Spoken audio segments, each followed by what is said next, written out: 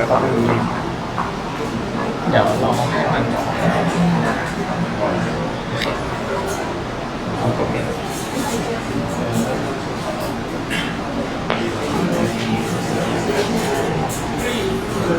Hello everyone, so welcome officially again to SEA Junction. My name is Paul Latapon, I'm program manager at SEA Junction.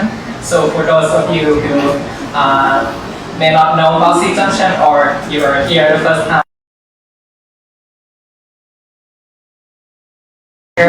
from development, socio-economic issues, political issues, and also art and culture like what we have the event today. And today, SEA Junction is very pleased to organize the event together with one project.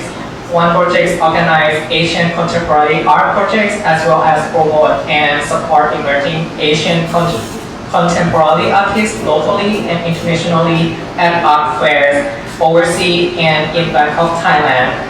And the event today would not be made possible without the general support from the Embassy of Mexico in Thailand. They are also here at the event, many of them, but I will call out some of them, Miguel, Curtin, and Silva. Thank you for coming and also thank you for your support.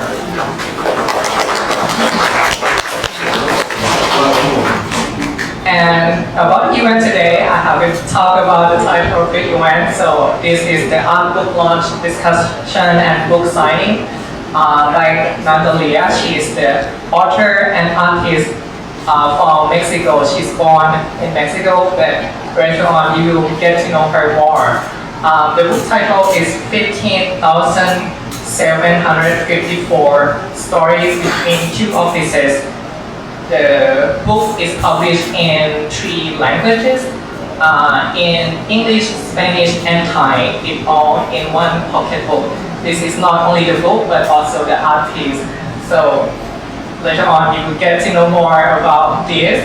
The number you may be curious about, so this is the distance between Mexico City and Bangkok. And joining the event today, of course, we have Natalia. She is multidisciplinary artist whose practice shifts between painting, drawing, video, and sound. We also have Curtin. He is art critic, lecturer and also lecturer at communication design at Chulalongkorn University and involved in Biennale 2024. And lastly, we also have Niyomsin. She is independent curator. She will be both commentator and moderator for today. So without further ado, I would like to invite 3 of you in the front, and I know everyone is waiting to hear more from them, so I will give the floor to them. Thank you.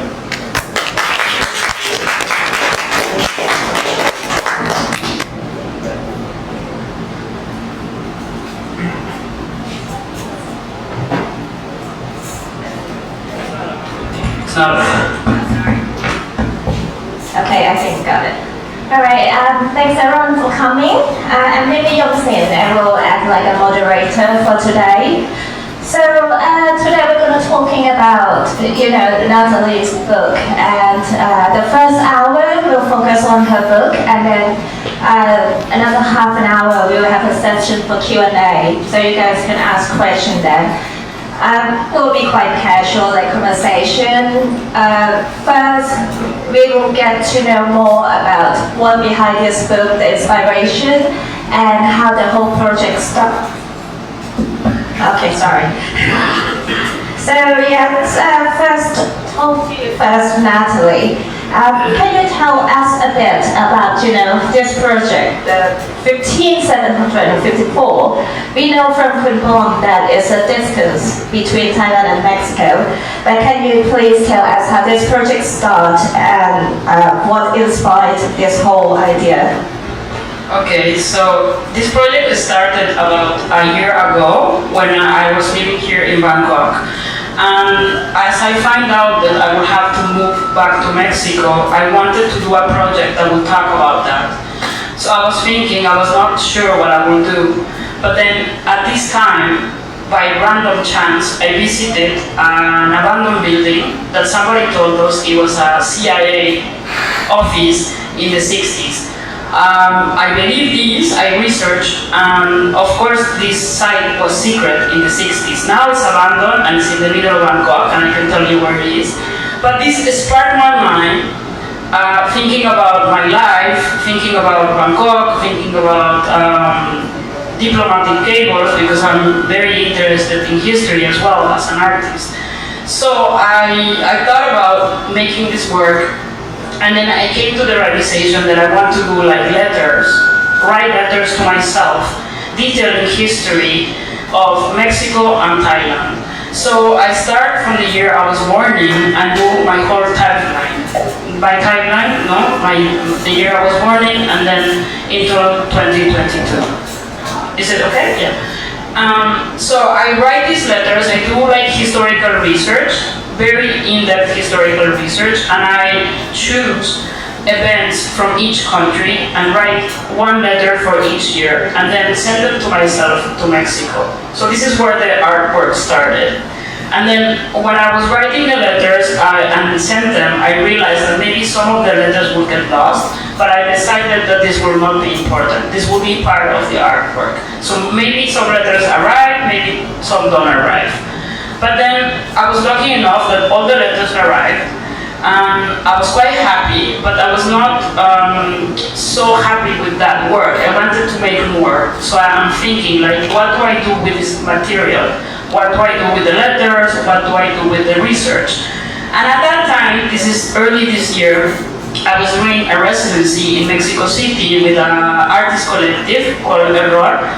And I had a conversation with Curator in this collective, and we talked back and forth many times. And we are thinking, how can we expand this artwork? Like, what can we make more of this? And in these conversations, we decided to make a book. And because the research was already done, the text was there, so just compile that into a book. So that's how it started. Okay, let's go back a bit. You mentioned that you decided on, the diplomatic cable format as a format for this book. Can you tell us a bit, like, actually, before this project, I did not know what exactly diplomatic cable format, and also why are you connecting that from visiting the CIA building? Well, I think diplomatic cable it's a form of literature. It's not art, but it's quite subjective. One must be objective because you're informing the situation of one country, but also it's a person informing. So this makes it quite subjective. So it's a bit of an art form if you think about it, a bit of like poetry maybe, if you want to stretch, that concept. So I have been always interested in history and the way history is told and how that modifies the events, So it depends on who's telling the history, that is what is shaping the narrative. So in a way, I think diplomatic cables play a very big role in how history is written. So that's why I was interested in that format. So when you look at the book, right, the diplomatic cable is mainly just a couple bullet points that conclude the events of that particular year. But this time it's created by you. So how did you research on which event or which topic to be at? And what's the process of going through all the information? Just give us a bit of like your whole process and your selection process. So it was a bit of a long process because first I had to do the research. The research was done through books and archives and mainly online. So I have to decide what events to choose. So the basic rule was that an event had to modify or had to affect the society at that time. So of course, if you're going by these, the events that you will choose are mainly political or financial or cultural, So once I decided and I decided to choose these events in this way, I was going year by year, basically researching what happened in, say, 1979 in Mexico and what happened in that same year in Thailand, and then choosing what was important to me. So the choosing was quite subjective, and in that way, this is what makes the book an art book and not a history book. We had discussion before about the choosing, because you mentioned that you want to choose something that would affect the whole what's going on next. But we trace back through time, so we kind of which event matters and carry on to the future, which is, I think that's something that would be a bit different from the whole diplomatic cable format as well. Because when they did report, they did not know how important it is event or how the event would expand in the future. Right. Yeah, you're quite right about this, but I guess in a way this is what makes a good diplomat, because they have to have a bit of a future seeing to say and to realize which events taking place now will affect later on. Huh? So maybe you make mistakes and maybe you're informing about events that don't really make any difference, but then maybe you are right and you identify events that will make a difference. So in a way, this is also what interests me, how can a person look at something and say this is quite important and this is going to make history, I mean, that process for me is super interesting. And also, if you really have a chance to look at the book, the history of the two countries are quite similar in a way, and there's quite a lot of political unrest and also a lot of violence going on. I'm sure there's many events, but is this really how it affects you to go through I think 40 something years? Yeah, 40 something years of history and have while you try to pick up the information is almost exactly the same, keep repeating between two countries. It was exhausting, to say the truth. I mean, once I got done with the research, I was a bit depressed because, I mean, I'm speaking from the Mexico side. History is not a happy thing, no? I mean, for 40 years, my lifetime, it has just been successions after successions, financial crisis, accidents, all this. So it was a downer, obviously. But then, like you said, I mean, there's many similarities there, and I think there's similarities in culture, but also the similarities that the countries have in their histories is responding to the fact that it's the history of, say, capitalism, no? It's the history of certain systems. So that's why the histories are similar, no? Because the countries are responding to many demands from international organizations, let's say IMF or things like this. So this is what's driving the similarities between them. As I asked Brian, because you read the whole book, so what's your comments, as a reader and as critics? Oh my God, because we have to go back actually. It's very interesting to actually hear you speak. Because there is a question of why you chose certain moments, certain events. So just actually to give examples, because details, if you open up the book, which makes it critically important or critically interesting, is that the events can seem quite randomly connected. I think that's the point. So examples, I'll have to look at my notes, are details of events and dates that include economic crises, which you mentioned, such as Mexico not paying foreign debts in 1982, which triggered a crisis in Latin America. That is linked with, that was in 1982, and that's then could be linked with the Asian financial crisis in 1997, which began in Bangkok, the so-called Tom Yum crisis. But alongside these sort of catastrophic events, or alongside these events, we also have notes about the filming of The Beach in PP, which sparked an environmental protest. We also have comments about the classification of gender-based murders as femicides in Mexico in 2001. And we also have on our last page is protests in Thailand by sex workers because of the closure of the nightlife industry, the official closure during COVID.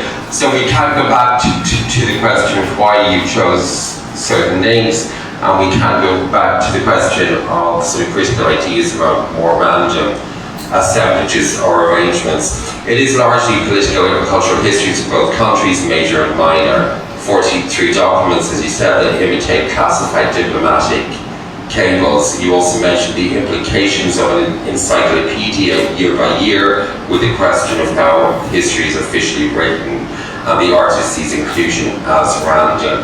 Now,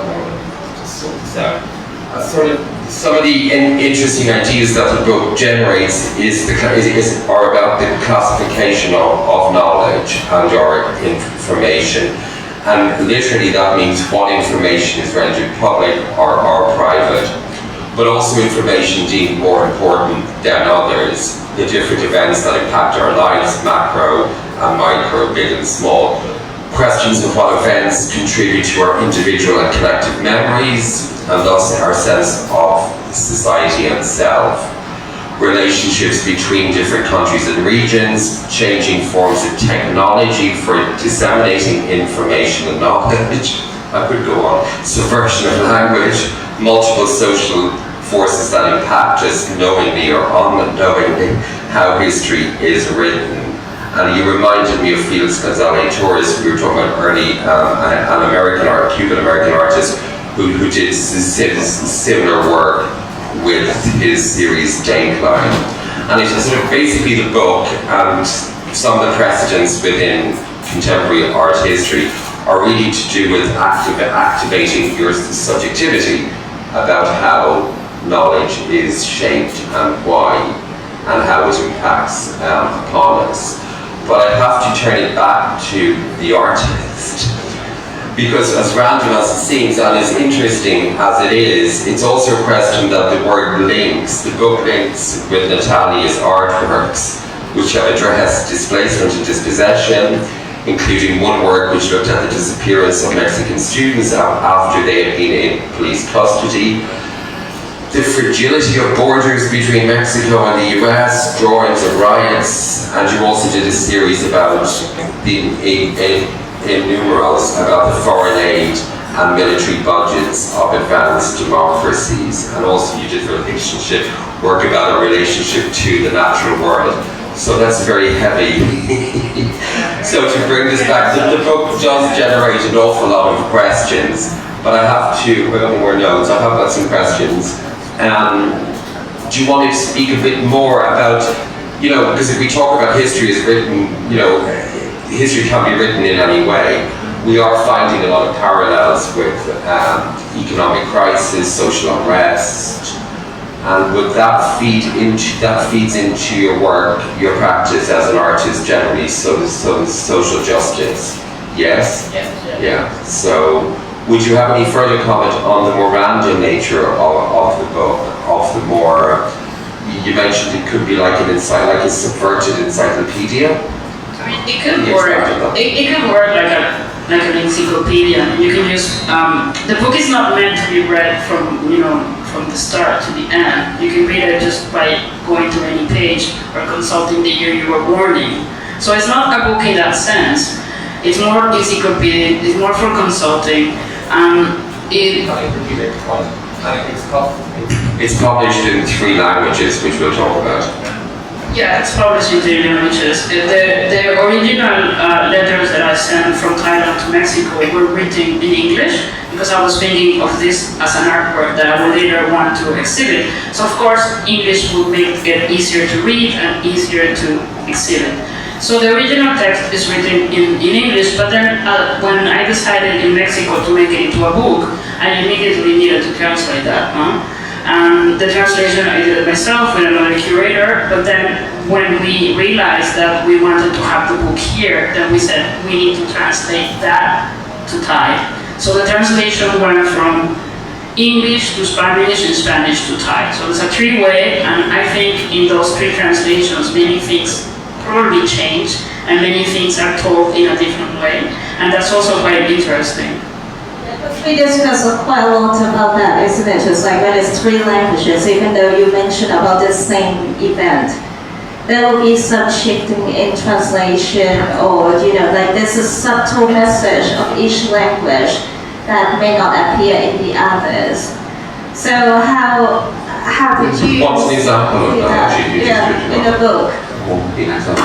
It's quite hard for me to tell because I don't speak Thai, so Yeah, that's a problem. and that's the problem. I don't speak Thai, so I don't know about the Thai version. But I mean, it's just in a natural way. The language has its own matter and its own form to speak about things, no? So vocabulary changes, the way you express things changes. So for English was very straightforward, and for Spanish we were getting very verbose. We were getting like a lot of text, no? So for smaller bullet points in English, there was quite a lot of text in Spanish. So we also needed to like cut that because we wanted the book to be small. And then for Thai, it was also a back and forth process because I trusted the translator. The translator speaks Spanish, speaks Mexican Spanish, so I trusted that he would understand and get the idea about the book. No? So it was a full letting go on my part and trusting the translator. I found that interesting because you start with English, but instead of translating, Thai and Spanish from English, you do English to Spanish and Spanish to Thai. So that based mainly on the translator. Yes, that was based on the translator because he also speaks English, but the translation was coming from Spanish, and that was important to me because the history, the Mexican history, I think was better written in Spanish, than in English. So I wanted him to get that and get that point across. And is there an example of a word that has a different resonance if it's in a different language? Would you actually know that? Like if you take a word like riot or a sex word, or what words would be untranslatable? Are there any examples? I mean, riot, I don't know if there's a word for riot in Thai. Yeah, sex work, we definitely have that. Sex worker, we have that in Spanish. I don't know if you have it in Thai, I'm not sure. Sex worker. Definitely. Definitely has a word for that. So there's many nuances there in the language, which I think if you can write a whole thesis on that, right? I think it would be interesting if we have someone here who can speak fluently in 3 languages to help us, like going through it up there. Because that would be interesting to be able to, because each language has come from different sources as well, right? So it would be, Yes, of course. I mean, the origin of each language is quite different.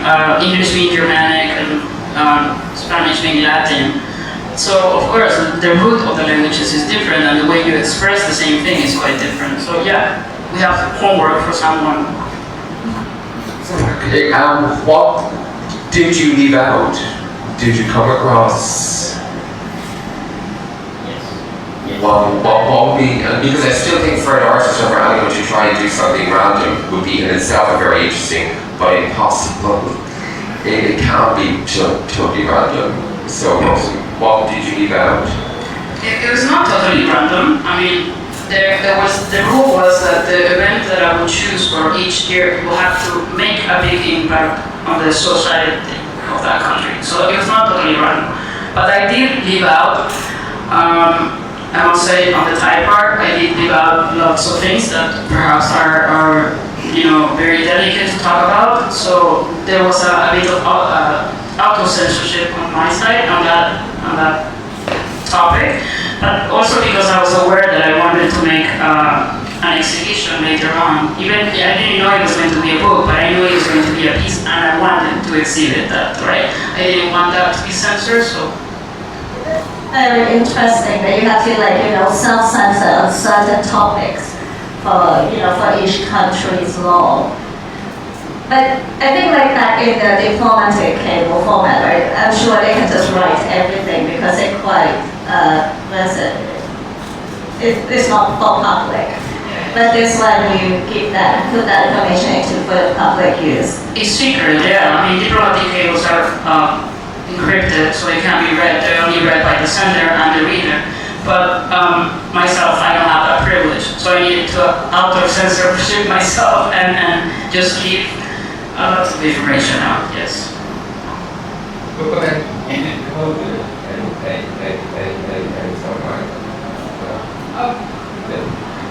Do you mean? not certain topics. But in the sense that if was there information you sent, what would be an example of information that you would send that could have been stopped? Right, and I think we're getting into very deep I don't think you can mention that, yeah. We have coffee later. No, but it is a point that it's an interest of the book is the technology, first of all, of using post and the idea of language or of coding this in some way that its meanings wouldn't. We were going to talk about text, so the idea that language is somehow fixed. It's fixed in its meanings, while cables would demonstrate otherwise, wouldn't they? They would demonstrate a far more coded rearrangement of words language to mean something different.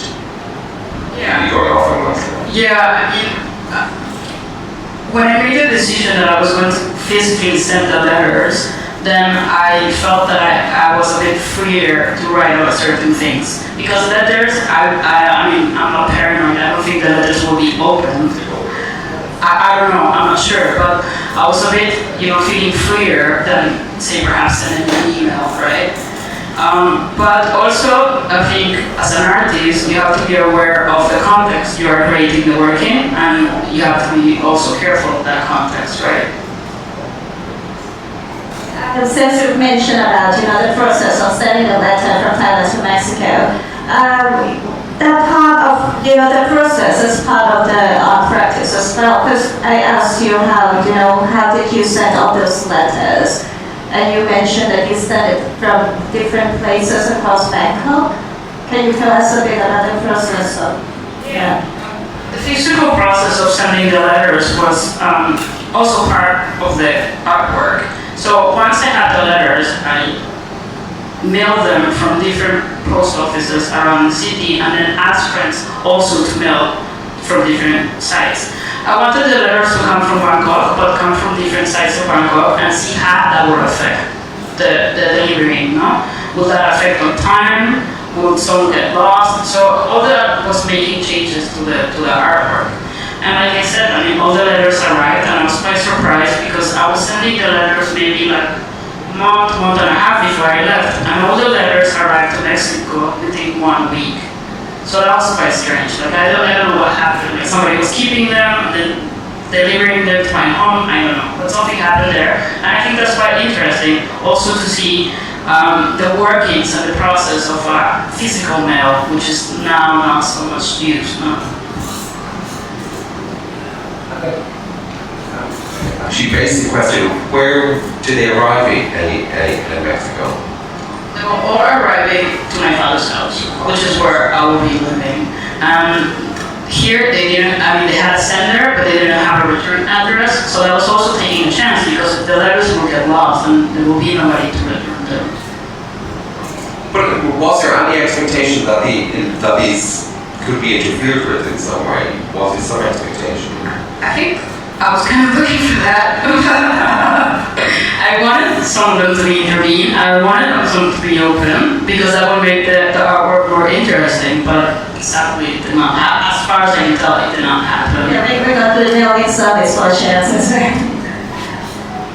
Actually, did your father open any of them? No, he was told not to. I opened all of them when I got home. And we also talk about the printing process as well, right, for this book. That you choose particular printing process for a reason.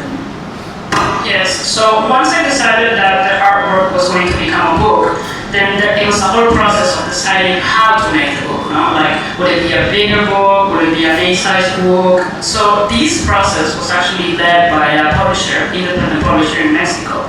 And it was a process of many months back and forth, deciding simple things from paper, typography, ink. All of these makes a difference on how the book is read.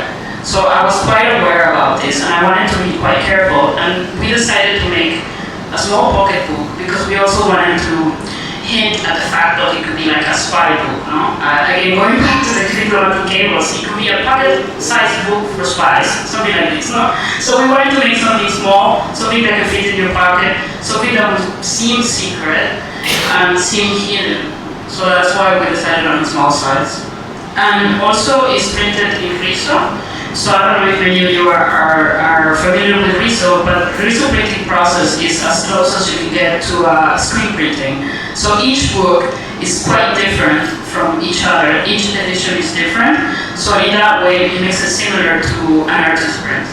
And that's why they're numbered, and that's why they're limited, because each book is different, each book is an artwork in itself, and then all of them together is a bigger artwork.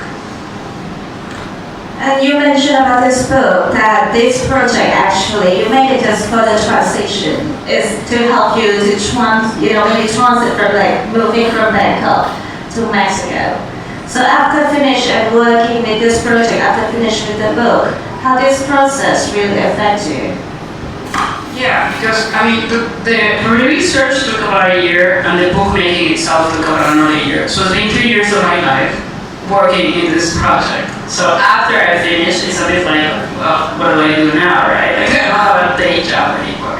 But so that also helped my process of transitioning and living in Mexico, because I was so busy with the book decisions that I didn't really have time to focus on the negative, or the changes that I was going through while living in Mexico. So it was it was a helping process. I was working things out, and it was good for me.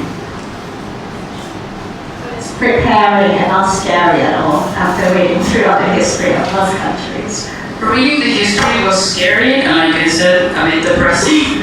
But as an artist, I'm a bit used to that because of the topics that I work with. I usually work with hard topics, topics of social injustice and things like this. So I do have to take time and step back each time I make a work, because it's quite heavy hitting. Yes.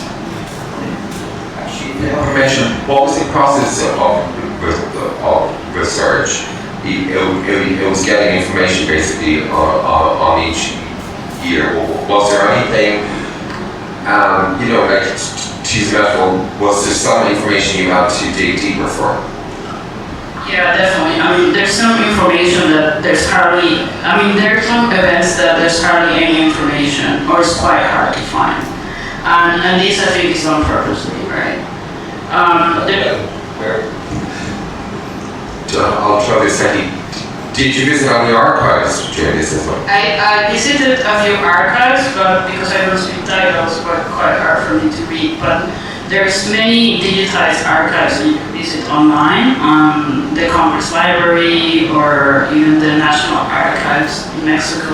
So yeah, it was basically doubling through archives. That was the process of research. So it's quite nerdy and quite long read. There's some section in a book that when Natalia couldn't find information because it's classified, you put it in the text as well, that it wasn't, for public. Well, actually, some information was. Yeah, some information is still classified, and you don't have access to it. And I detailed that in the book because I wanted that to be public, for the public to know that there's still some information that happened maybe 20 years ago that is still classified, and governments don't want you to know, right? Yeah, and I think that would make this book subjective in all your little comments and, within the comments of certain event that you put. You can see there's something individual to it that is not really just a fact, but it's really from the artist writing this. Yeah, I can give you an example. What Queen, I'll skip the escapes, we put in brackets again from Alamolo High Security Prison. Yeah, there's definitely it's an artwork. It's an artwork that is based in history, but it's not an academic research in that sense.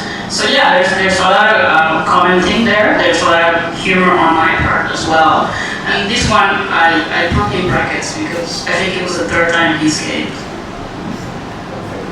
Can we ask you, if it's okay to say it in public, could you mention any laws in Mexico about that regulate access to information, or what you could publicize? We don't have to talk about the Thai laws, but well, yeah, in that sense, Mexico is quite open, and we have a law that reserves archives, I think for maybe like 10 years for certain events, and then you can access them as a public. You ask as a public person, as a citizen, to have access to those archives. So in that sense, we're quite open now.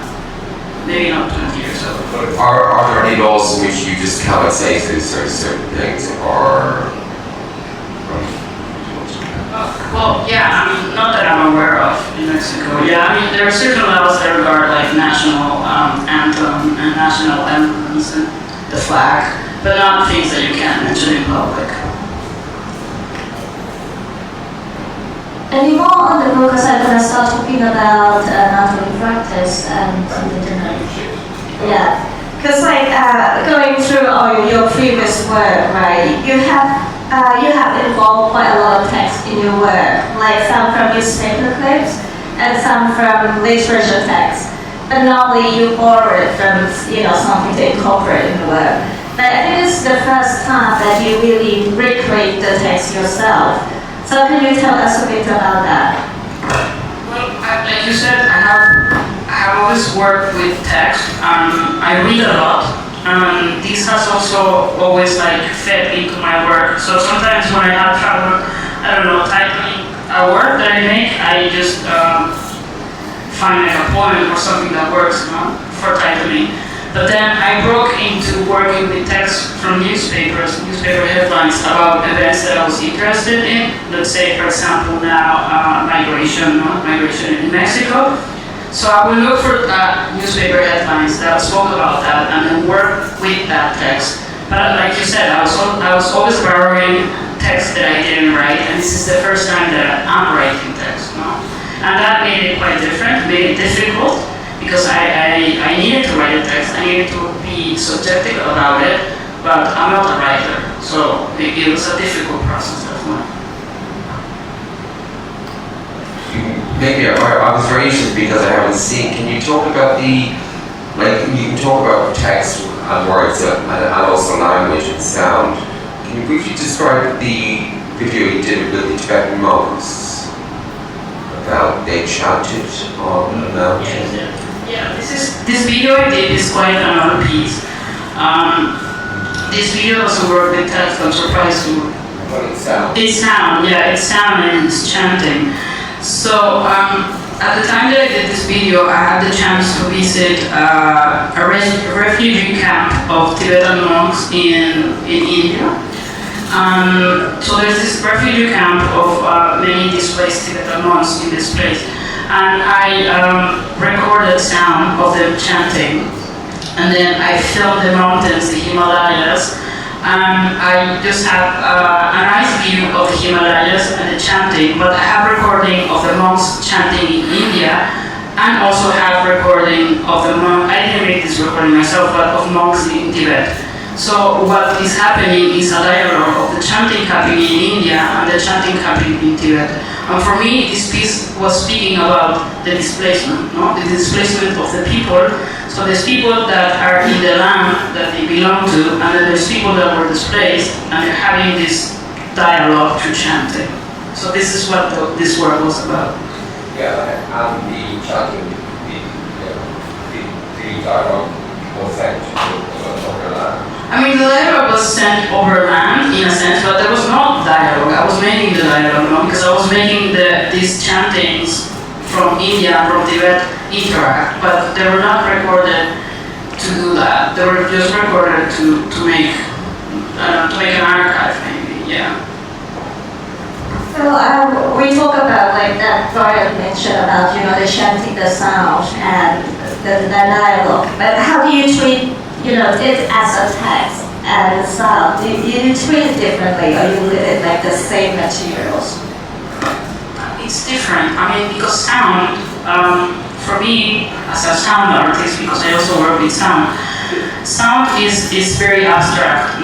It's like a mask that you work with, and text is very literal. I mean, you can read it. There's an idea there. The concept is quite clear, and sound can be interpreted. Sound is more, I don't know how to say, maybe more artsy in that way, right? Well, that's the crux to talk about visual art and text. It's a hardcore idea that the language is somehow more fixed.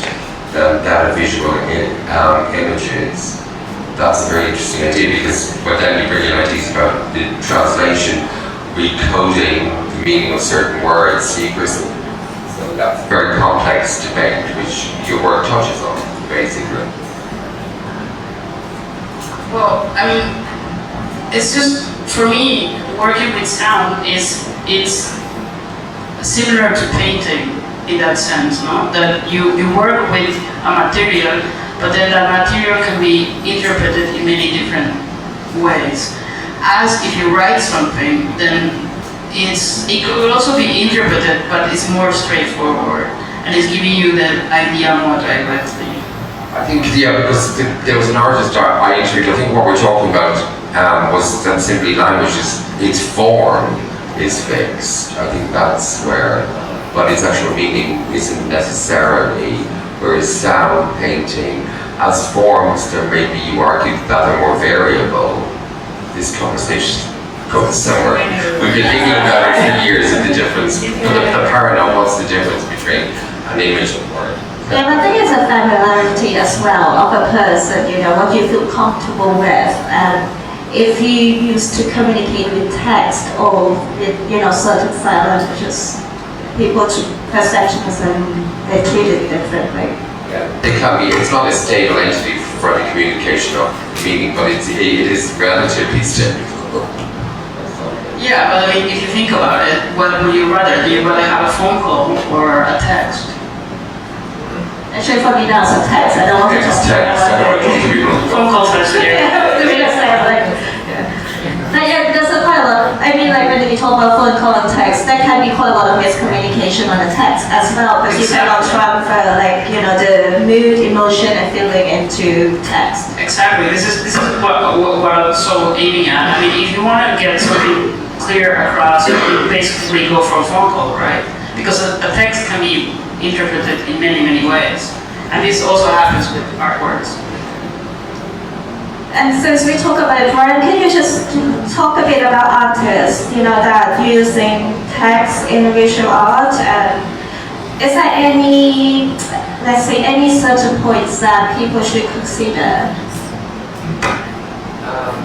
Again, It's come back to the question we asked, we wish that there's no answer to, of is language innately more fixed than a visual image. But what you can argue, which I think is from semiotics, is that we do have dictionaries. There is a general agreement, whereas for words, whereas we don't have a dictionary for images as such. But I'd rather throw the question, are there any artists who work with text? When I was reading over the book, I thought of Felix González Torres, who was an artist who used to do portraits of individuals by listing major events, a bit like the book that had happened politically and culturally in that person's life. So you're sort of making connections between who this figure is, who in philosophical terms, what the self is, who the person is, and how these background events possibly influenced the formation of that person. So I was thinking of that when I was reading the book. Anyway, Felix González Torres did a similar thing, listing events, years, cultural artifacts, in a seemingly random order. Sorry, I'm losing track of what I'm saying. Can I ask you what artists with text have influenced you? If you take someone like Barbara Kruger, who works with a very definite idea, I think, of text and image. I think definitely Barbara Kruger. I mean, if you think of text, then it's her, right? She's the one doing it. Definitely her, but also maybe like concrete poetry, right? That also plays with text and plays with language. I think those two are the main influences, and also the fact that I read a lot, maybe too much. And does concrete poetry have any distinct or particular tradition in Mexico? Yes, definitely in Spanish. Not only in Mexico, but Latin America. I mean, I don't know, I'm not sure, but I think the scene was sort of born there. The concrete poetry. It was brought to Mexico by the refugee Europeans.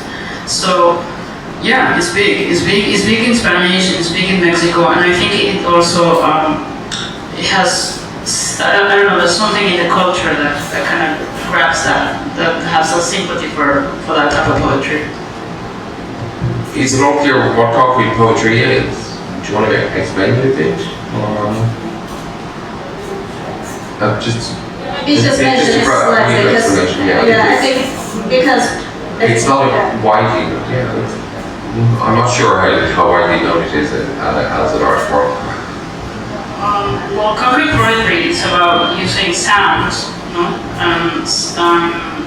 Images, and working with images to create visual poetry. So it's more about, how do you say, maybe the concept rather than the language itself? Yes.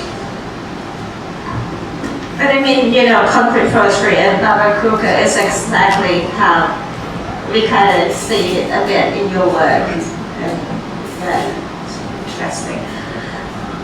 I'm going to say just a slight comment about Barbara Kruger is that she would borrow from the language of advertising.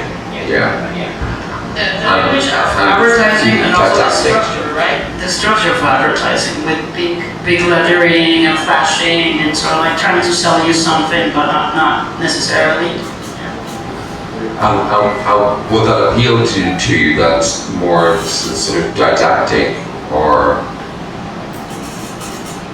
no, not in the terms of this book. At that point, yes. Okay, I think Just the last question, really just for you, since everyone here for the book launch. What you expect for the readers to get from reading this? What's your message that you want to send out through this project? Right, so I want the reader to just kind of come out with their own definition of the history. The book is not making any conclusions for them, and it's wanting them to think and question also. My main point is to question. Don't take the book at face value. Maybe question and do your own research, because this is also what the book is questioning, no? The way we write history. So maybe don't trust the book. Maybe I made up the book. I don't know. You don't know. So do your research. All right. Thank you, Natalie and Bryden. So now we're going to open for Q&A for people here that want to ask questions to the artists, to Bryden.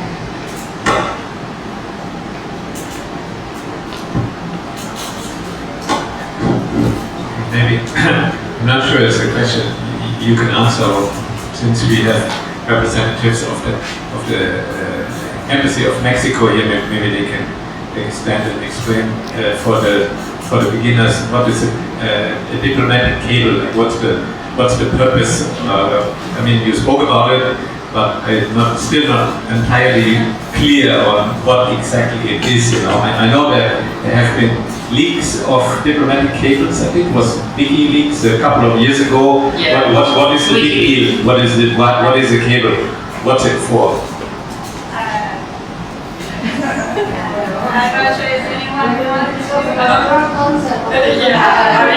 I think it's better. We don't want to get anybody in trouble.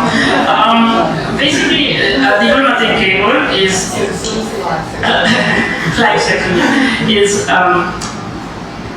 a report written about events happening in the country you are working in, and then you send that report to your country for them to take into account, and then maybe make certain decisions from that.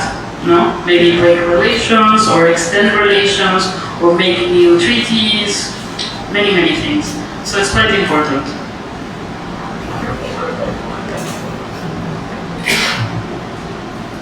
Also going back to the WikiLeaks. I think for the general public, when the WikiLeaks came out, that's when people sort of realized that a lot of decisions are made this way, through diplomatic cables and letters, basically. Actually, that's a point I'm thinking out loud, because it is what we would consider as sort of old media then for communication. Otherwise, what was your decision making behind? You mentioned earlier, if you'd use the internet or if you'd use email, you were more likely to be traced.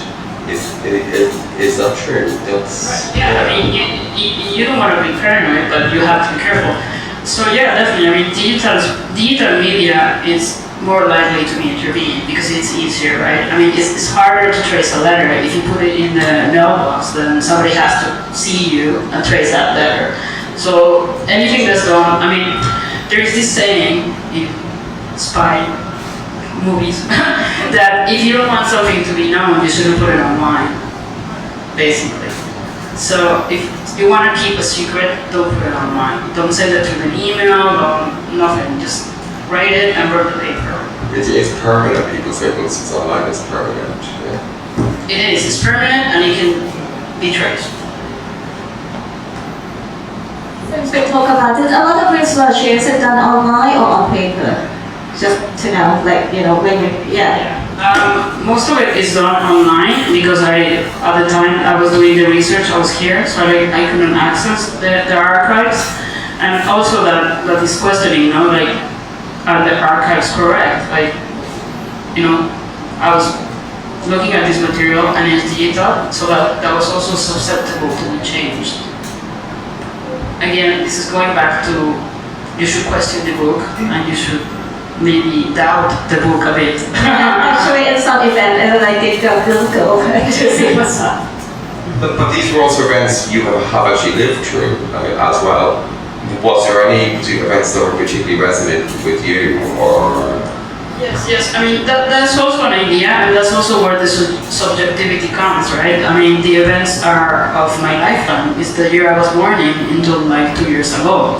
So, there are some events that I recall as a child of adults talking about them, and then that made an impact. But then there's some events that happened as I was growing up. So, it's a mixture of both. Actually, Miranda was quite interesting because we born quite close to certain things year, you know, and when I read through the text, like the first 10 years, it seems like I was there, but you know, it wasn't part of my memory or my history at all until I read this text and I kind of like try to trace back of what's going on then. Right, and this is also what I wanted to do with the book. I mean, this is part of collective history, it's part of our history in a way, but we don't know about it really. I mean, it affected us, it affected our economy, it affected our families, but we don't necessarily know what took place. And the book is kind of like aiming at you to like sort of recognize that these things happen, that these things happen in your country, and these things are still happening and will continue to happen, right? Exactly, the first official visit of Pope John Paul to Mexico in 1979. Exactly, the year I was born in. He visited Ireland, I think, sometime in the sense that they're both national. I mean, they're connected on personal. Okay. Okay, sorry. Just when she actually ran on, because I think that would be the point, that the book would resonate with anybody who actually reads it. You would make the connection, you know, stating the obvious. Questions? Okay. I didn't read the book yet. But I'm curious, when you say this is the dangerous of the secret thing that you found, you found something about the conspiracy theory? During you say South Asia to Mexico to America? No, there was not conspiracy theory. It was very real events that took place. It was not about things that people were thinking that happened, but things that actually happened. So this is what I was finding secretly.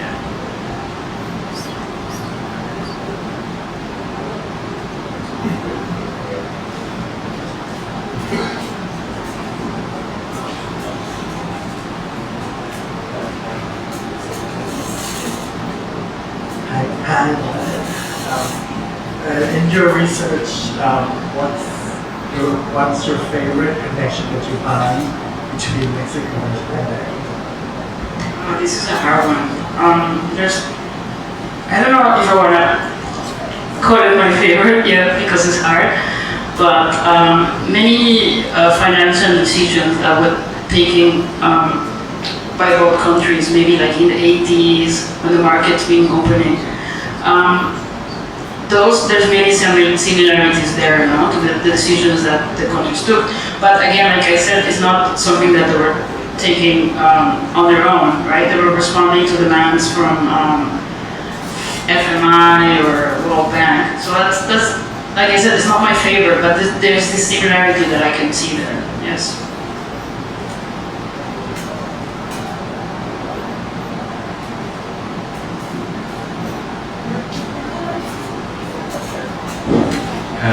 Can you talk a little bit about the parallels between the two countries? Because the financial crisis, for example, or military coups, or change of government don't take place during the same years, and they seem to repeat themselves. Yeah, I mean the similarities, I guess, in the sense of political.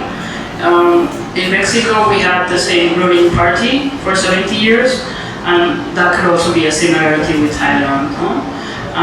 In the financial sense, again, both countries responding to market openings and responding to demands from world organizations. Also, one similarity that I found sort of funny is that when the markets crash, when it crashed in Mexico and affected Latin America, it was called the tequila effect. And then when the market crashed in Thailand in 89, I think, it was called the tongkran, right? So there's this why call it some food or some drink thing.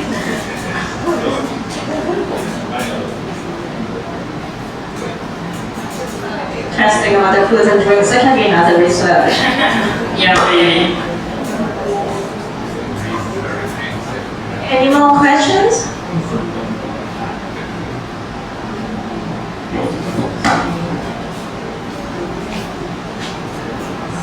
What's the principal driver in across all your works? It seems quite diverse, which is fascinating. Well, the principal driver, there is one, and it's speaking of social injustices. Finding something that, a social injustice that I want to talk about, and then doing research on that, and expressing, not necessarily judging, but expressing a comment, a personal comment on that situation. So I work across media, and that's why you might find it diverse, but there is a thread there. There's a political thread happening in the work, definitely. Is your work principally political, would you say, or does it have another layer to it that you feel inspired by? It's political, definitely political, and socially driven. Thank you. Can I ask one more question? Did you find any threads, common threads or threads within either country through the various points? Like looking at some of it, you can see, say, urbanization. Actually, something like that. Yeah, I mean, there's a thread of urbanization. There's a thread of that divide between urban and rural. There's a thread of social differences, economic social differences within society. So yeah, there are definitely threads happening there. But I mean, like I said at the beginning, maybe this is not like a magical thing happening. It's more about detailing the history of capitalism and the history of the way the world is now, right?